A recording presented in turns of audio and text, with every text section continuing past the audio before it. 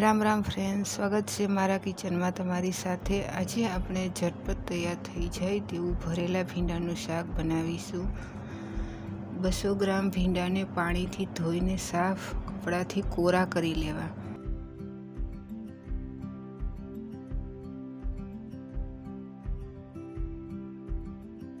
ભીંડાના બંને બાજુના ડીટા કાઢી ચાકુ વડે વચ્ચેથી કાપો પાડી જોઈ લેવા કે અંદરથી ભીંડા સડેલા તો ન હોય।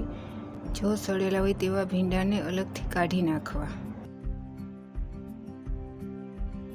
હવે કાપો પાડેલા ભીંડાને પ્લેટમાં સાઈડમાં રાખવા। હવે મસાલો તૈયાર કરીશું।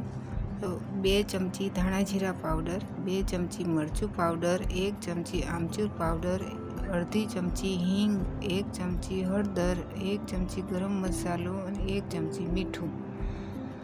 તેમાં 2 ચમચી તેલ નાખી હાથથી મસાલાને મિક્સ કરી લેવો।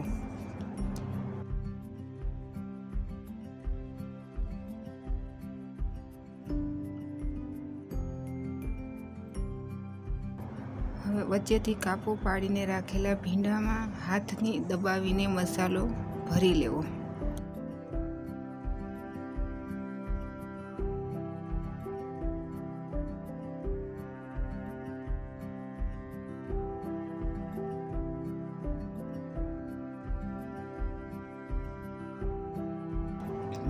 બધા ભીંડા ભરાઈ જાય પછી ગેસ ઉપર કડાઈમાં 2 ચમચી તેલ નાખી તેલ ગરમ થાય ત્યારે 1 ચમચી જીરું અને અડધી ચમચી હળદર નાખી જીરું તતરી જાય ત્યારે તેમાં ભીંડા નાખી ચમચીથી 1 મિનિટ સુધી હલાવતા રહો।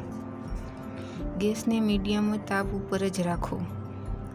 ભીંડા નરમ થાય એટલે કડાઈની સાઈડમાંથી 2 ચમચી ગરમ પાણી નાખીને ઢાંકણ ઢાંકીને 5 મિનિટ રહેવા દો। આ એક ટિપ્સ છે કે ભરેલા શાક બનાવો ત્યારે ગરમ કરેલું થોડું પાણી કડાઈની સાઈડમાંથી નાખવાનું રાખો, જેથી ભરેલા શાક ખૂબ જ સરસ બનશે। કડાઈમાં નીચે ચોંટશે પણ નહીં અને મસાલો પણ નહીં નીકળે।